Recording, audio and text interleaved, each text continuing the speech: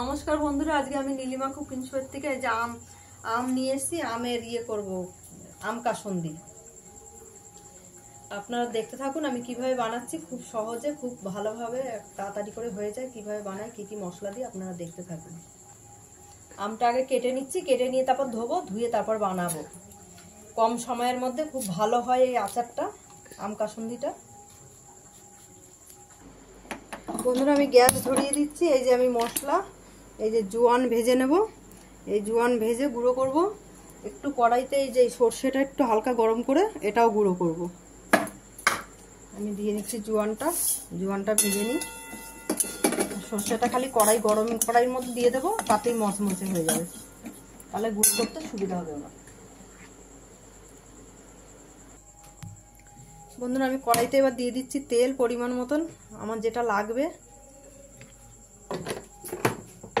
তেলটা গরম হয়ে গেলে আমি আমটা দিয়ে দেবো। এই যে বন্ধুরা আমি জোয়ানটা ভেজে নিয়েছি, আর এটা কড়াই গরম হয়ে গেছে, খালি গরম কড়াইতে রেখে দিয়েছি, নেড়ে চেড়ে এই যে নাবিয়ে দিয়েছি, যাতে মচমচে হয়ে গেছে। এবার আমার শিলে বাটতে সুবিধা হবে। আমি এই যে বাটা শুরু করছি।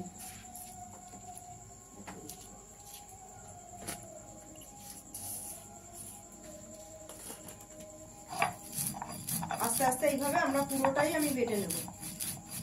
সর্ষেও বেটে নেব আর জোয়ানটাও বেটে নেব। তেল গরম হয়ে গেছে, আমি আমটা ছেড়ে দিচ্ছি।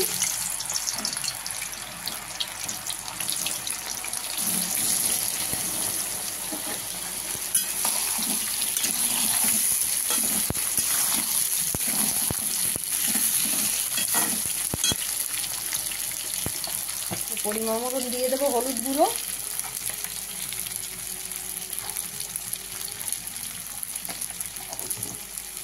দিয়ে দিচ্ছি পরিমাণ মতো লঙ্কার গুঁড়ো, একটু হালকা ঝাল ঝাল হবে।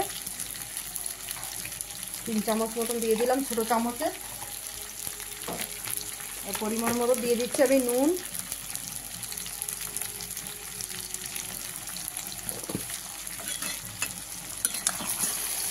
নুন বেশি দেবো না, কারণ আমটা গলে কমে যাবে, ওই জন্য নুন অল্প করে দিয়ে দেখলাম।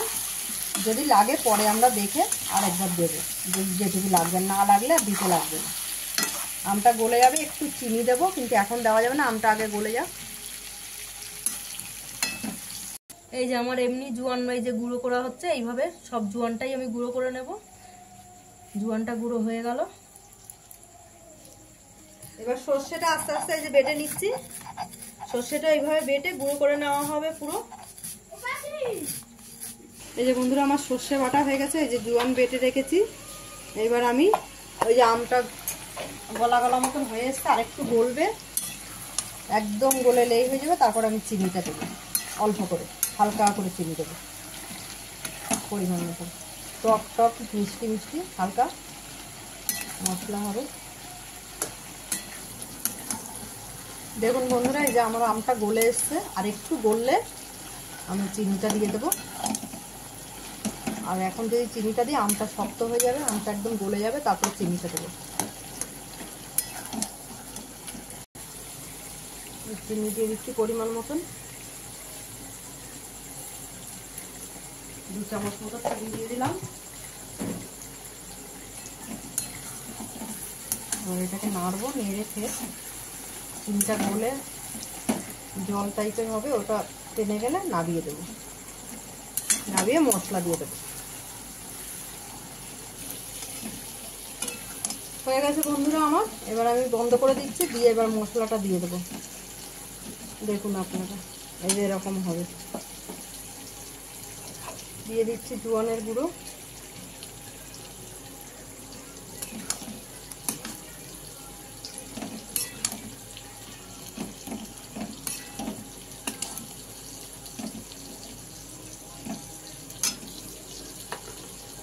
এবার দিয়ে দিচ্ছি সর্ষের গুঁড়ো,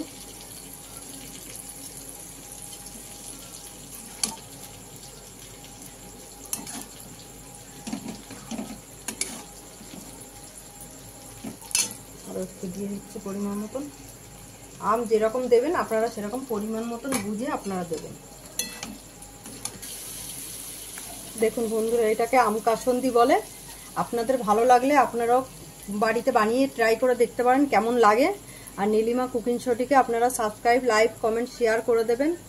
আর ফেসবুকের বন্ধুরা আপনারাও ভালো লাগলে আপনারাও লাইক, কমেন্ট, শেয়ার করে দেবেন। আর আপনাদের যদি মনে হয় দেখার জন্য, তাহলে আপনারা চলে যাবেন নীলিমা কুকিং শোতে, ইউটিউবে গিয়ে করে নেবেন, সাবস্ক্রাইব করে নেবেন, করে নিয়ে দেখবেন। নতুন নতুন রান্নার রেসিপি দেখতে হলে সাবস্ক্রাইব করে রাখতে হবে, তবেই দেখতে পাবেন নতুন নতুন রেসিপি।